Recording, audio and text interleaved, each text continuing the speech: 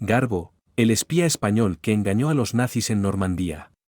En 1944, un agente doble que trabajaba secretamente para la inteligencia británica, filtró información falsa sobre un desembarco aliado en Calais, que debilitó las defensas del muro atlántico en las playas normandas antes del día D.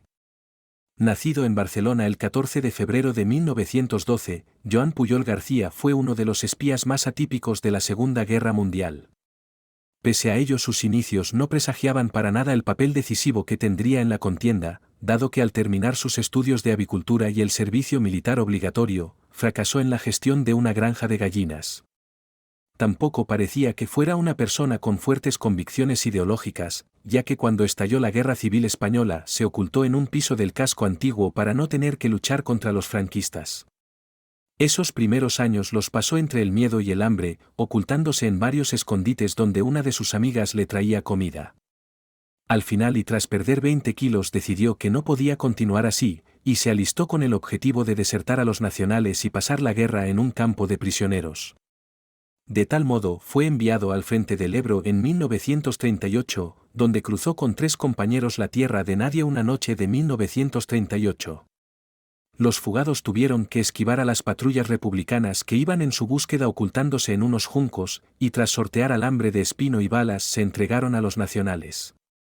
Estos los enviaron primero a una prisión de Bilbao, pero dado que eran desertores terminaron por reclutarlos y enviaron a Joan al frente aragonés, donde logró eludir el combate con la excusa de una falsa neumonía.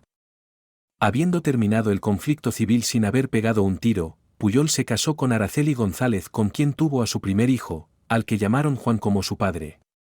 Con el tiempo las atrocidades nazis y su persecución de los judíos finalmente removieron algo en el interior de este barcelonés con espíritu de supervivencia, y cuando estalló la Segunda Guerra Mundial decidió convertirse en espía británico para derrotar a Hitler.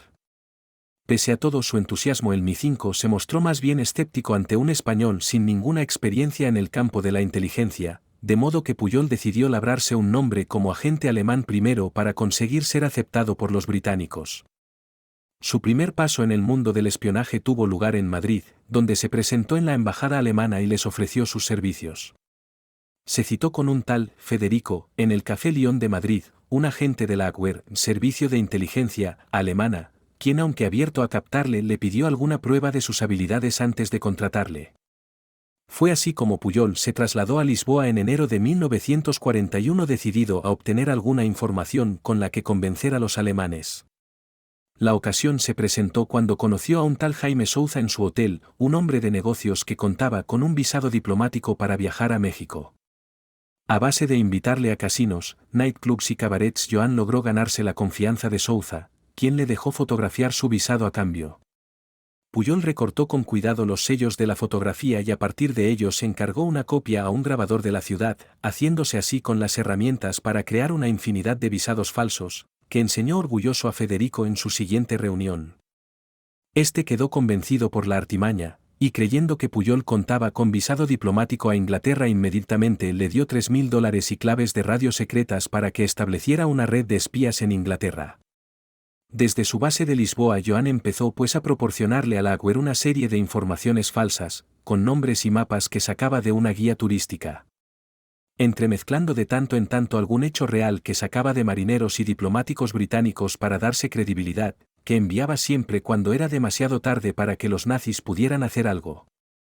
Fue uno de estos mensajes relativo a un convoy que había salido de Liverpool en dirección a Malta el que llamó finalmente la atención de los británicos, quienes se sorprendieron al saber que la supuesta fuente alemana que tenían en casa era en realidad un espía español que había intentado trabajar para ellos.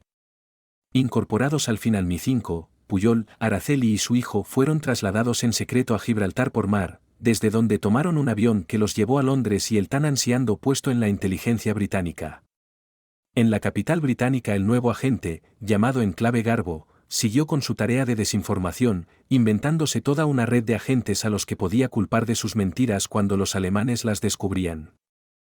Con todo, la sombría y lluviosa ciudad no fue del agrado de su esposa, quien tenía que permanecer casi todo el día en casa para evitar filtraciones y apenas hablaba una palabra de inglés. La mujer llegó a amenazar con delatarle a la embajada española si no le dejaban volver a España con el pequeño Juan, lo que llevó al Mi-5 a encarcelar a su marido exigiéndole que se comprometiera por escrito a guardar silencio si quería verlo libre.